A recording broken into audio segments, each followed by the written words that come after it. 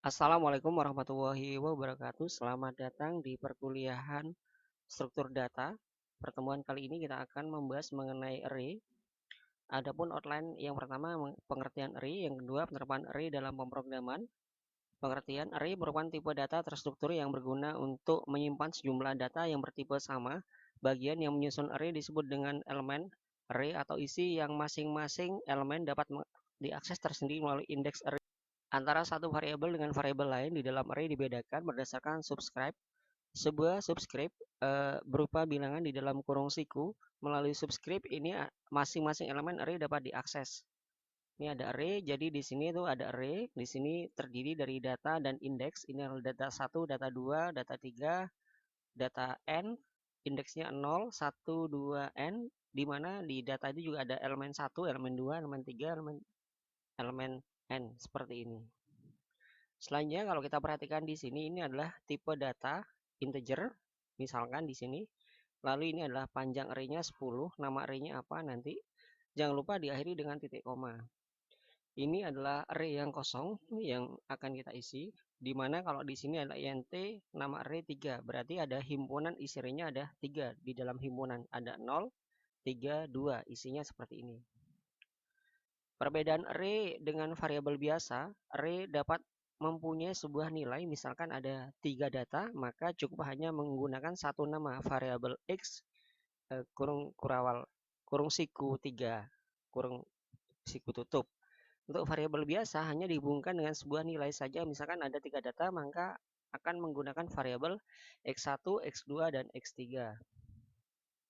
Deklarasi variabel array berikut bentuk umum yang untuk mendeklarasikan suatu variabel array adalah sebagai berikut. Misalkan di sini ada int nilai 6, di mana tipe datanya integer dengan nama array adalah nilai dan mempunyai himpunan sejumlah 6. Untuk mendeklarasikan suatu variabel array, komponen yang dibutuhkan adalah tipe data elemen array, nama array, jumlah elemen array, seperti itu.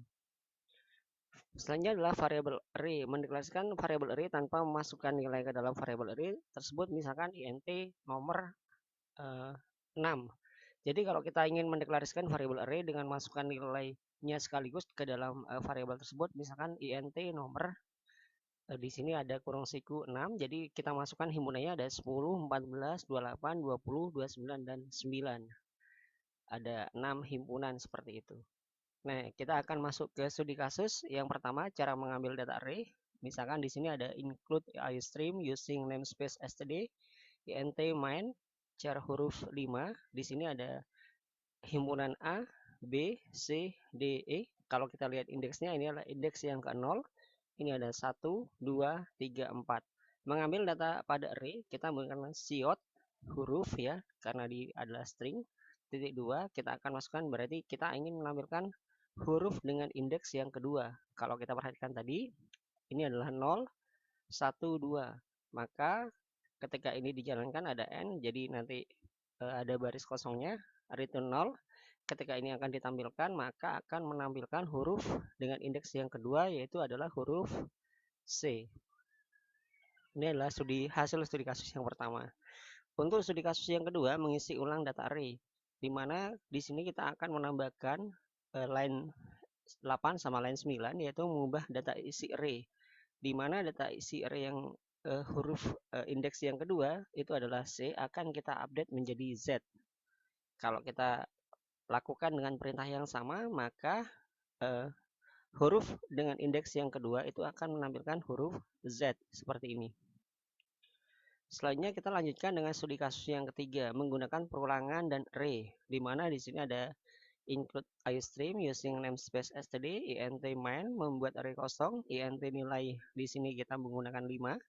Jadi mengisi array-nya ada nilai dengan indeks 0 itu adalah 32, nilai 1 42, nilai 2 76, nilai 3 31, nilai 4 57.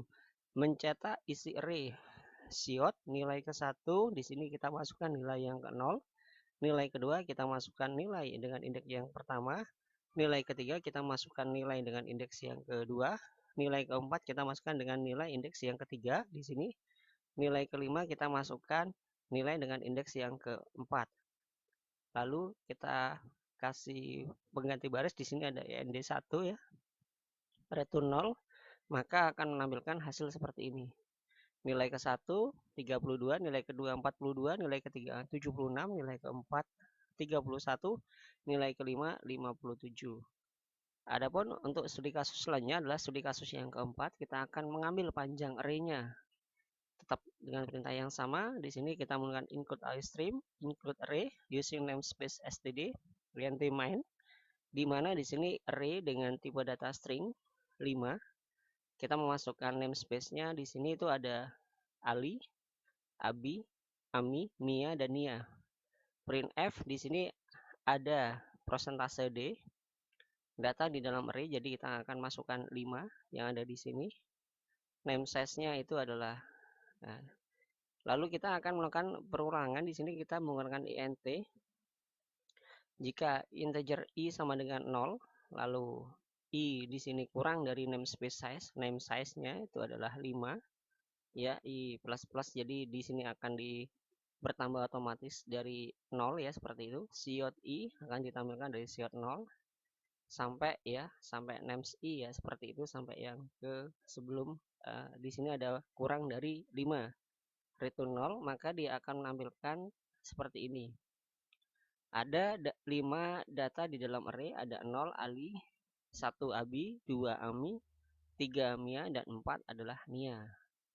Studi kasus yang kelima itu adalah menghitung program rata-rata, di mana di sini kita menggunakan include iostream using namespace std, int main membuat array dari tinggi badan. Int tinggi badan ada 10, kita masukkan di sini ada 175, 165, 166, 157, 184, 156, 163, 176, 171, dan 169. Lalu kita menggunakan length untuk sama dengan n ya. Int length sama dengan size of tinggi badan dibagi size of tinggi badan ya. Int sum sama dengan 0. For int i sama dengan 0, i kurang dari length, i plus plus, jadi akan bertambah otomatis dari 0 ya. Sum plus sama dengan tinggi badan. Rata-rata tinggi badan kita menggunakan float rata-rata sama dengan float sum dibagi dengan float length. Printf rata-rata tinggi badan kita menggunakan persentase di sini 2f/n untuk rata-rata, return 0. Maka dia akan menampilkan rata-rata tinggi badan. Ketika ini di rata-rata dari 10 tinggi badan yang dimasukkan, maka akan menampilkan rata-rata tinggi badan adalah 168,20. Ini adalah hasil studi kasus yang kelima.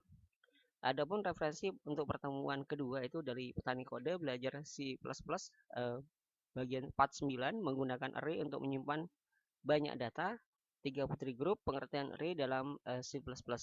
Sekian, terima kasih, sampai jumpa pada pertemuan selanjutnya. Wassalamualaikum warahmatullahi wabarakatuh.